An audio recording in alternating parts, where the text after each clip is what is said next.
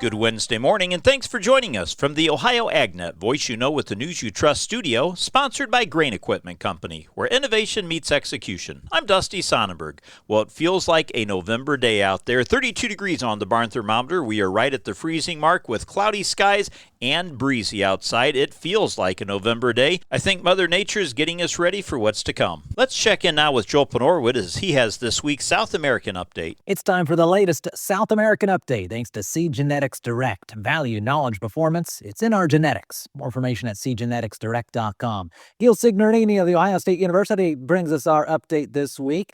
Fundamentals matter most, he says, while crop models provide insight. Boots on the ground observations tell the full story. He says, take last season in South America. Despite clear weather challenges, Brazil soybean and corn projections were overly optimistic. USDA and CONAB initially overestimated production by up to 15 million metric tons for soybeans and 7 million for corn, equivalent to missing Ohio's entire corn production by half. This season, however, Brazil's grain outlook is strong. Planting is ahead of schedule, production costs are stable, and soybean yields expected to rise 9%. Yet a weakening Brazilian real, down 18% in a year, has made exports cheaper, driving soybean futures to $9.89 per bushel, 23% lower than last year. The lesson from all this: models help, but real insights come from talking to farmers and staying grounded in the fields. You can find that full South American update and what some of those insights are for this coming year online at ohioagnet.com. I'm Joel Panorwood reporting. Thanks, Joel. Well, now let's check in with Dale Minyo as he has an industry update from the National Association of Farm Broadcasting. Joining me is Eric Ott with Valent USA. Eric, nice to catch up with you. I haven't told a lot of people, but we had a producer on a panel earlier in the week, and they said what farm radio means to them is it creates the spur to think more. If people look at that idea, where does Valent fit into that conversation? Yeah, good question. And where Valent would fit in that conversation is providing innovative solutions for growers, as well as providing advice and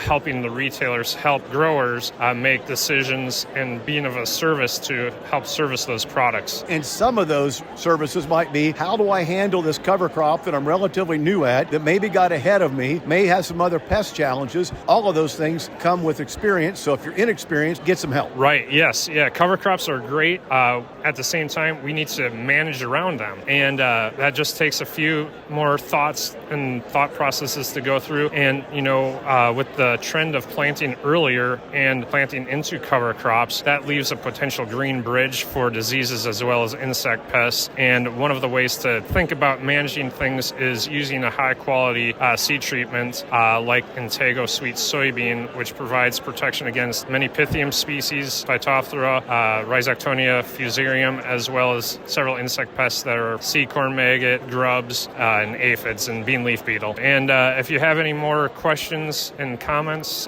please visit valent.com or your local retailer. Thanks, Dale. To hear the full interview, check out the featured audio at ohioagnet.com. Let's take a look now at your Wednesday weather forecast brought to us by Seed Consultants. Simply better performance online at seedconsultants.com. Clouds will be building over Ohio here through the day today. I'm Chief Meteorologist Ryan Martin. Let's take a look at that Ohio forecast update. Overall, we're looking at another change in our weather pattern on a grand scale, and today is just kind of kicking that off. The big story is the cold air that's in to finish the week and go through the weekend and for next week. But to get to the cold air mass, we have to deal with this weather system passing by through the next 24 to 36 hours. Low pressure came in through the west coast a couple of days ago, moving across the central plains yesterday into last night, kicking out to the east through the Missouri Valley here today and into the Ohio Valley. The low is going to track mostly through Kentucky, but then start to move northeast as it gets into Ohio. So I think we're going to be looking at rain and wet snowflakes trying to develop late afternoon, evening today, through the overnight tonight, and then through probably early to mid-afternoon tomorrow.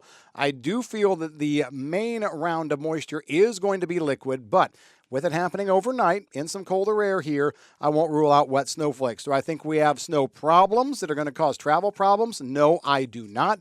Liquid equivalent of this event right now, I'm going to say 1/10 to 1/2 inch with 80% coverage across Ohio. Behind it, though, look out. Bitter cold Arctic air in here for Friday through the weekend. That's going to turn on the lake effect machine. So if you're near the Great Lakes, especially near Lake Erie, you're going to be seeing on again, off again light snow flurries. Northeast Ohio could see a significant lake effect event as we move through the weekend into early next week. Everybody else just seeing the lake effect clouds and the flurries here and there. The cold air lasts through all of next week as well, although winds shift to more of a westerly direction, taking lake effect out of the equation a bit. I'm meteorologist Ryan Martin. Did you know soybeans' #1 customer is animal agriculture? That includes Ohio's dairy farms. High oleic soybeans have long been highlighted for their use in human food, but it can also be a benefit for dairy cows. Research shows it helps boost milk fat concentration and milk fat yield. That means more profitability. Soybeans, feeding the industry that feeds us. Brought to you by Ohio soybean farmers and their checkoff.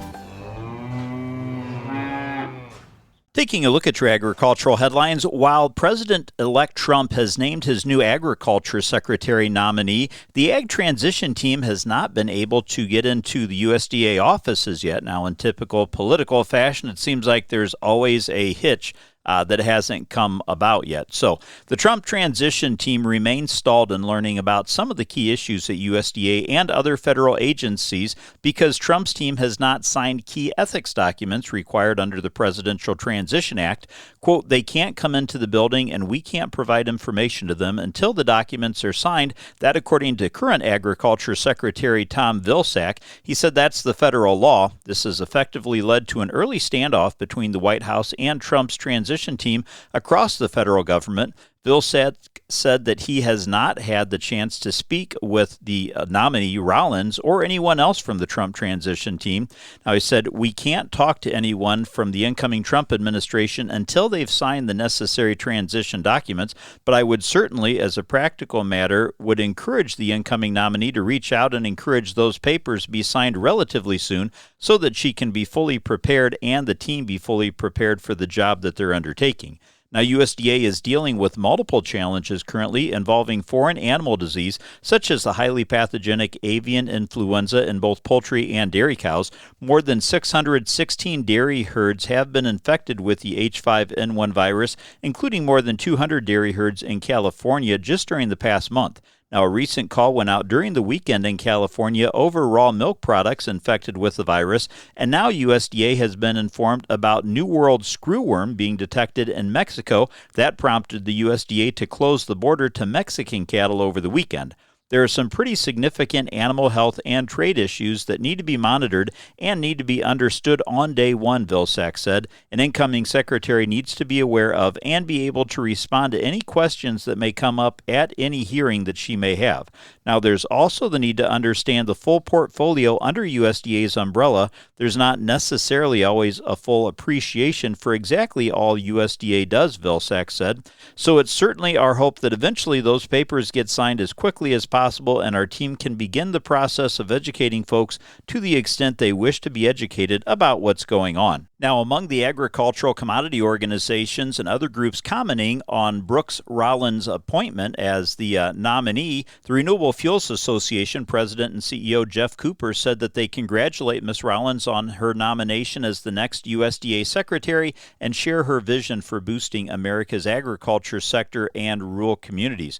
Over the past 2 decades, renewable fuels like ethanol have stimulated unprecedented economic growth and prosperity in the farm economy, and they hope to build on that success with Ms. Rollins. National Cattlemen's Beef Association Vice President of Government Affairs Ethan Lane said from her time as a college student studying agriculture development to her distinguished career in both Texas and Washington, Brooke Rollins has a history of fighting for Main Street and rural America.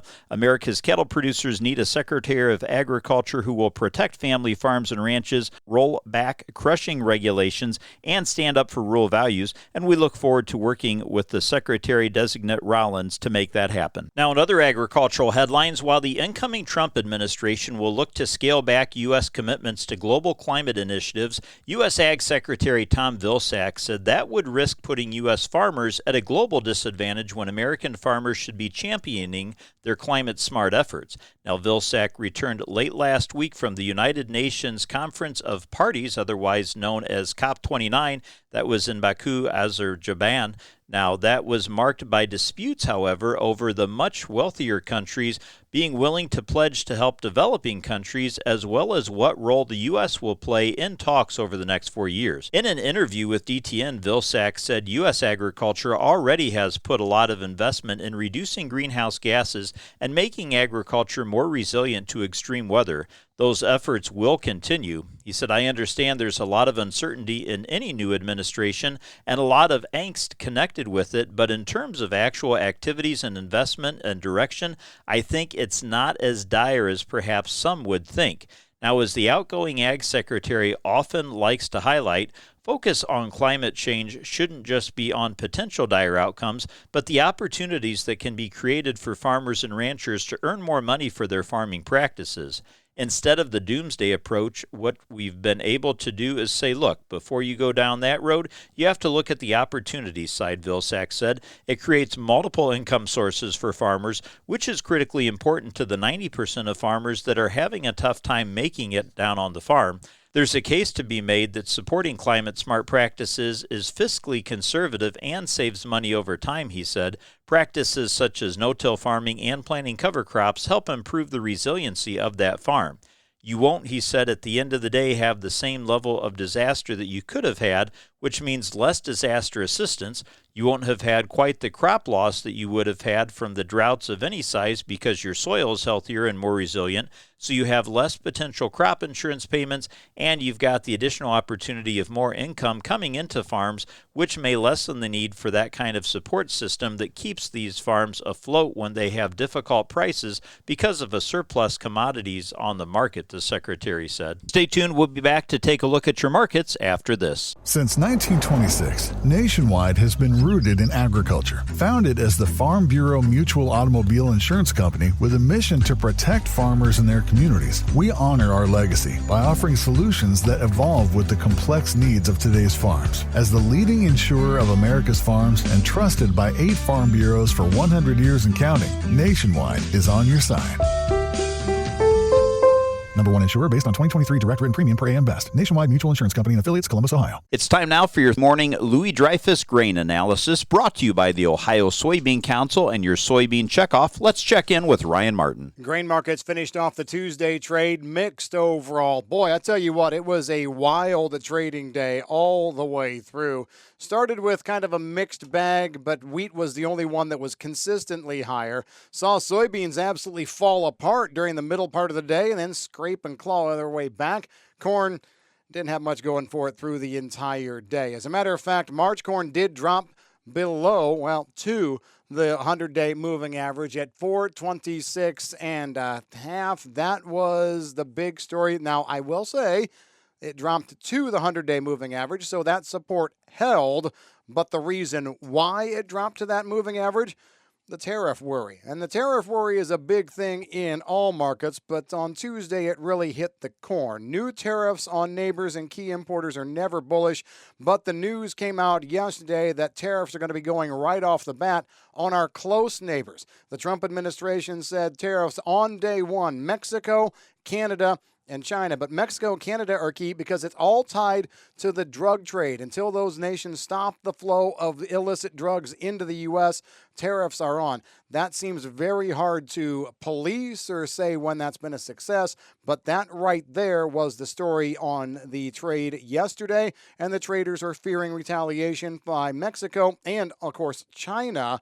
We're told that China's soybean importers have stopped asking for U.S. bean offers for shipment after January 15th, and Mexican corn buyers are sitting on a record large U.S. purchase and are not looking at any more coverage until there's clarity on what these tariffs are and if the extra costs will be produced and have to be looked at with retaliation by Mexico. Those were the stories yesterday. Now, wheat held its own. I think bargain hunting was in on the wheat a little bit, but still the story of demand coming to the U.S. is going to be a hard one to build. Our crop looks good here, but Argentina wheat is very cheap. I'm Ryan Martin. Thanks, Ryan. Let's take a look now at that overnight trade brought to us by Seed Consultants. Simply better performance online at seedconsultants.com. December corn is trading up a penny at $4.21, and March corn is up 3/4 of a penny at $4.28 3/4. January soybeans are trading up a nickel at $9.88 1/2 cents, with March beans up 5 1/4 at $9.99 1/4 cents. Wheat for December trading up a penny at $5.40 1/2 cents, but the July 25 new crop is down 3 1/2 cents, $5.71 1/2 cents. Thanks for joining us and have a great day, everyone. I'm Dusty Sonnenberg. This is the Ohio AgNet.